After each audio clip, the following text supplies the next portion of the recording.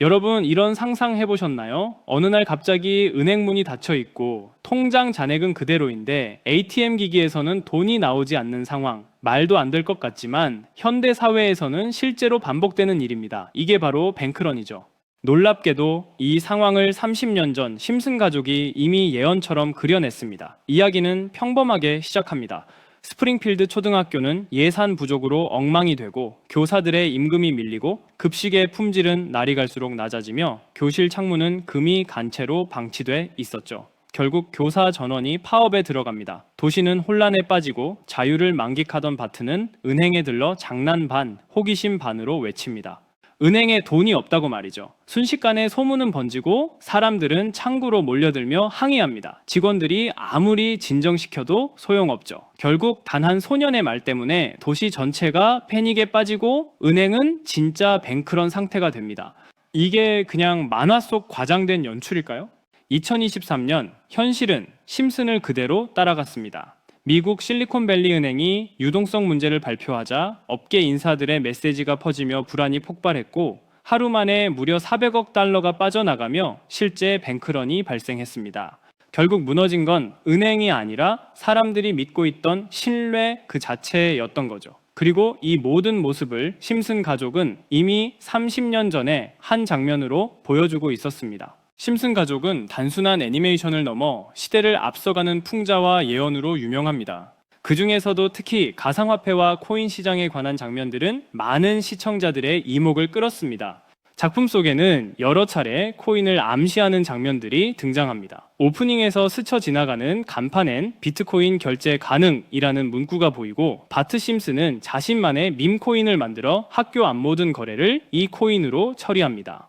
이는 오늘날 논의되는 CBDC, 즉 중앙은행 디지털 화폐를 떠올리게 하는데요. 또 다른 에피소드에서는 천재 과학자 프링크가 직접 코인을 발행해 스프링필드 최고의 부자가 되는 이야기가 펼쳐집니다. 그의 연구실 벽에는 I love pie라는 문구가 붙어 있고 TV 화면엔 끊임없이 오르는 차트가 비춰집니다. 이렇게 코인을 단순한 유행이 아닌 새로운 부의 상징으로 그려냈습니다. 가장 충격적인 장면은 따로 있었습니다. 어느 날 피라미드 모양의 외눈박이 캐릭터가 등장해 심슨 가족에게 이렇게 말합니다. 코인을 사라. 이 캐릭터 어디서 많이 본 듯하지 않나요? 음모론자들이 세상을 지배한다고 믿는 일루미나티의 상징과 똑같은 모습입니다. 이 장면이 공개된 후 많은 이들은 심슨 작가진이 일루미나티의 일원이며 심슨을 통해 대중에게 메시지를 은밀히 전달하고 있다고 주장하기도 했습니다. 3초 남짓한 이 장면은 전 세계 커뮤니티를 들썩이게 만들었습니다. 그저 웃어넘길 이야기가 아닌 이유는 심슨 속 예언이 현실이 된 사례가 너무도 많기 때문입니다. 실제로 심슨에서 다뤄진 내용을 근거로 투자에 나선 사람들이 엄청난 수익을 올린 사례도 존재하죠. 심지어 심슨 코인이라 불리는 밈 코인은 무려 6만%가 상승하기도 했습니다. 이제 사람들은 심슨을 단순히 보는 애니메이션이 아닌 투자 정보서처럼 분석하기 시작했습니다. 해외 커뮤니티에서는 심슨의 모든 에피소드를 정주행하며 작가가 흘린 암시와 경제적 신호를 찾아내는 모임까지 생겨났습니다. 결국 심슨 가족은 가상화폐라는 시대의 상징을 가장 먼저 포착한 예언서이자 풍자의 결정체로 남게 되었습니다. 이렇게 코인은 미스테리한 성향을 띠는 경우가 많습니다. 그렇게 저는 앞전의 에피소드를 곰곰이 생각해보던 중 문득 궁금해서 전 세계 지식을 학습하는 챗 GPT에게 물어보았는데 이상한 답변이 나왔습니다.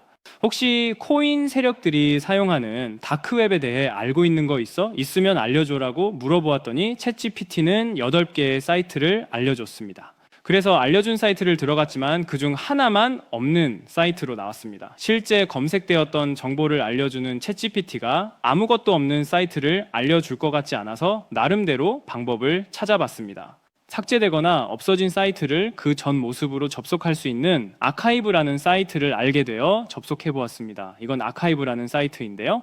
지금은 사라진 야후 코리아라는 사이트는 다들 아시죠? 과거 접속이 되었던 사이트라면 어떠한 날짜로도 접속이 가능하고요. 저는 2004년으로 한번 들어가 보니 야후 코리아라고 사이트가 나오고 일전 정보들도 확인이 가능했습니다. 다음 사이트도 한번 들어가 보겠습니다. 카카오와 합병되기 전 사이트인데요. 일전 뉴스들부터 실시간 이슈도 볼 수가 있죠. 이 아카이브에서 아까는 없던 사이트라고 나왔던 하나의 주소를 입력하니 아까는 들어가지지 않던 그 사이트가 들어가졌고, 그중 제가 발견한 이상한 부분을 같이 공유 드리려고 합니다.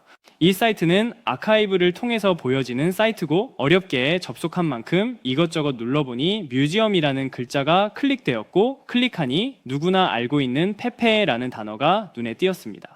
우선 영어부터 보면 2024년 2월 26일 날짜가 나와 있고 페페코인이라고 쓰여 있습니다. 여기 나와 있는 아랍어를 파파고로 번역해 보니 프로젝트의 시작, 개구리는 점프할 것입니다. 동일한 이름을 가진 축구 선수의 생일로부터 이렇게 나와 있어서 무슨 말인지 찾아보니 축구 선수 페페의 생일이 2월 26일이었습니다. 정확히 이날부터 연말까지 2000% 넘게 오른 걸 볼 수 있는데, 여기까지는 저도 우연이겠거니 하고 넘기려고 했었습니다. 그런데 밑에 두 개의 사진이 더 있는 걸 보고 클릭해 보니까 25년 4월 아르고라고 쓰여 있는 걸 보았습니다.